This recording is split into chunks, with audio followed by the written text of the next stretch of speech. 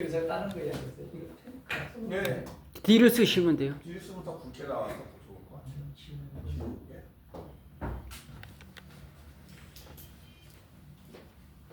네, 반갑습니다.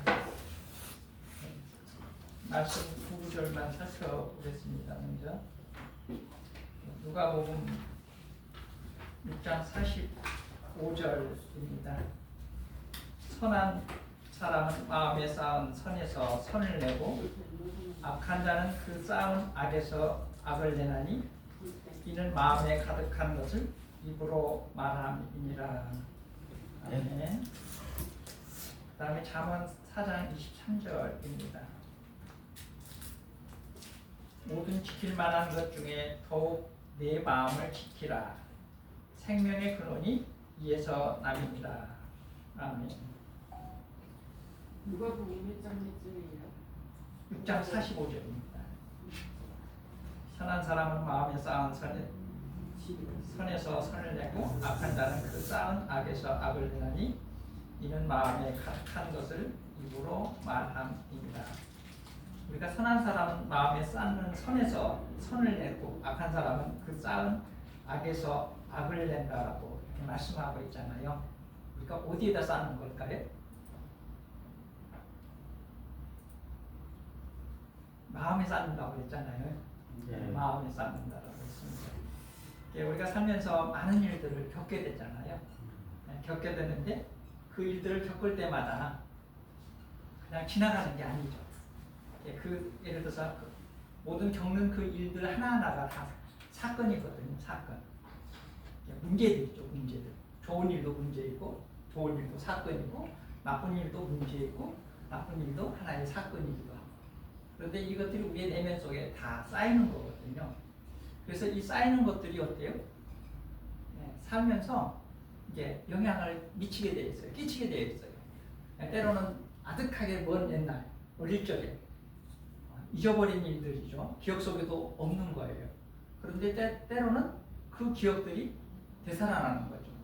특히나 나쁜 일이면 그런 것들이 장성해서 노년이 되어가는 데 있어서도 그 일들로 인해 가지고 힘들어하는 경우를 우리가 잘 볼 수 있습니다.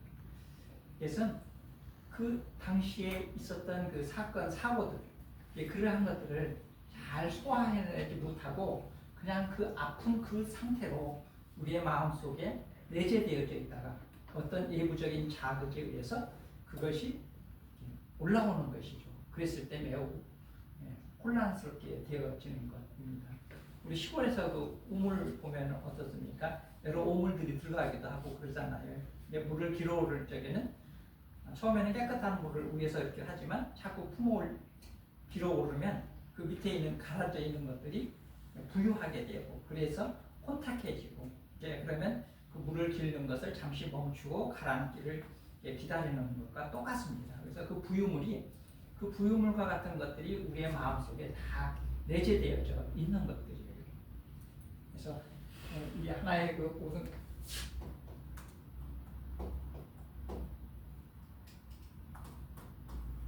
이 사건들이 우리의 마음속에 이렇게 저장되어지는 것입니다.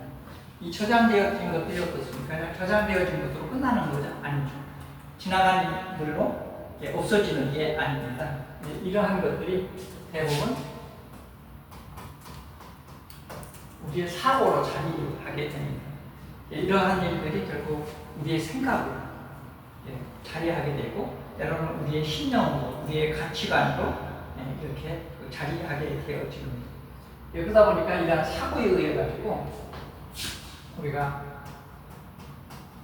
영향을 받는 거죠. 그래서 우리의 그 감정이 기복이 심해지는 이러한 경우들이 발생되어집니다. 그 다음에 이 감정들이 결국 우리의 행동으로 이렇게 연관되어지는 것이죠. 말과 행동으로 이 감정으로부터 나오게 되어지는 거죠. 그래서 어떻게 보면 경우에 따라서는 이 사건들이 우리의 마음속에 큰 옹이처럼 남아있는 경우가 있습니다. 옹이. 가끔 가다 보면 이 도로가에 있는 그 티나무인가요? 그걸 보면 옹이가 아주 막 너무 크죠. 그것만 봐도 아플 정도로 옹이가 크거든요. 이제 그러한 것들 우리 내면 속에 잠들어 있다면 얼마나 힘들겠습니까? 그래서 이 옹이와 같은 이러한 부정적인 사건, 사고들을 잘 다스리는 것, 이것이 매우 중요합니다. 그래서 실제로 우리가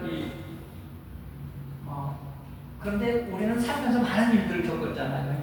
많은 일들을 겪었음에도 불구하고 지금 이렇게 건전하게 잘 장성되어 있잖아요. 그거 보면 어떻습니까? 스스로 대견하다는 생각이 들지 않으세요? 네, 잘 자랐다. 이렇게 다독여주는 게 제일 중요해요. 그런데 실제로는 어떻습니까? 우리의 그 마음속에는 그 어릴 때 또는 중년이 되어서 청소년기에 겪었던 그 상처받은 아이가 내가 들어있다는 거예요. 그것이 부유될 때마다 나는 이 감정이 흔들리게 되어지고 평소와 다른 이러한 모습이 나타나게 되어져 있거든요. 그렇기 때문에 지금 내가 잘 성장했어. 그 어려운 과정 속에서도 오늘 대단한 거야. 이런 것처럼 위로해 주는 거. 현재의 나를 지금 해주는 거잖아요. 그런데 그게 중요한 것이 아니고 어릴 때의 성장에 상처받았던 그 아이들이 내 내면 속에 잠들어 있는 거거든요. 그게 이제 내면 아이입니다. 아이. 내 내면 속에 잠들어 있는 아이. 이것을 때로 끌어올려서 오늘 장성한 내가 그 아이를 다스려 주는 것. 위로해주고 상처를 치유해주고 이러한 과정들이 필요하다는 겁니다. 그랬을 때 그 잠든 아이가 오늘 성숙한 나와 같아질 때에 어떠한 큰 동일한 사건이 눈앞에서 펼쳐진다 하더라도 내가 거기에 흔들리지 않고 오늘 성숙한 나의 모습으로 그러한 일들을 대처할 수 있다는 거죠. 그러기에 나의 감정이 흔들리지 않고 나의 말과 행동이 다르지 않는 이러한 과정들을 거치게 되어집니다. 그래서 저는 가급적이면 자아여행을 하라고 합니다. 우리가 6월 25일에 어디 여행하는 거죠?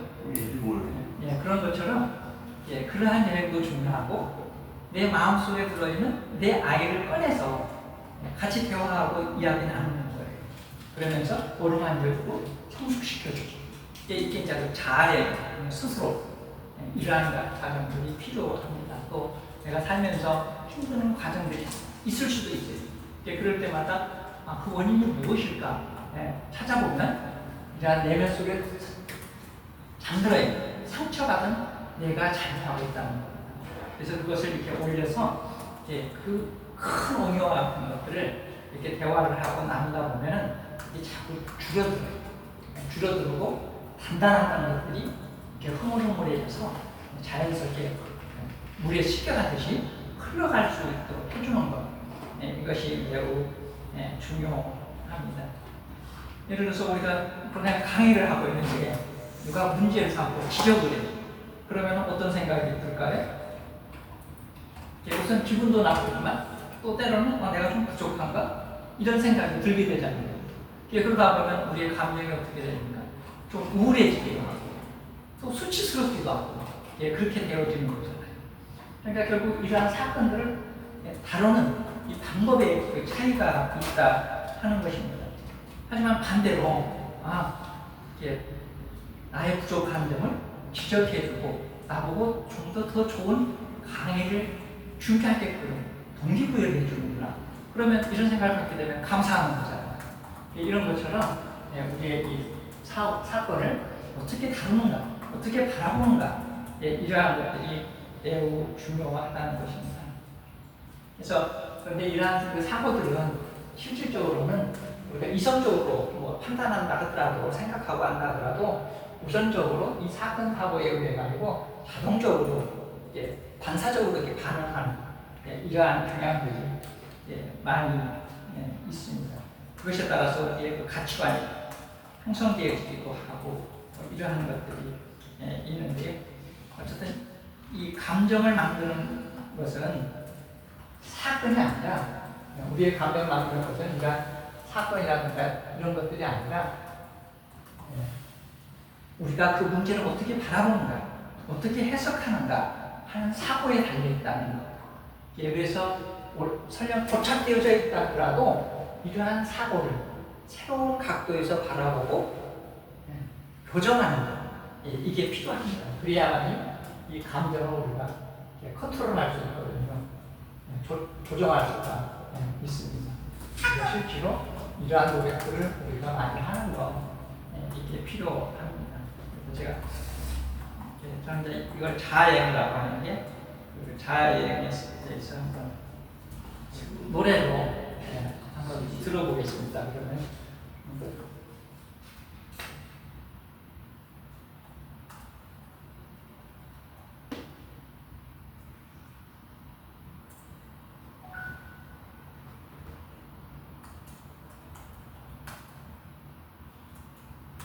목사님 그 유튜브에 올라가 있나요? 이건 아직 안 올려놨는데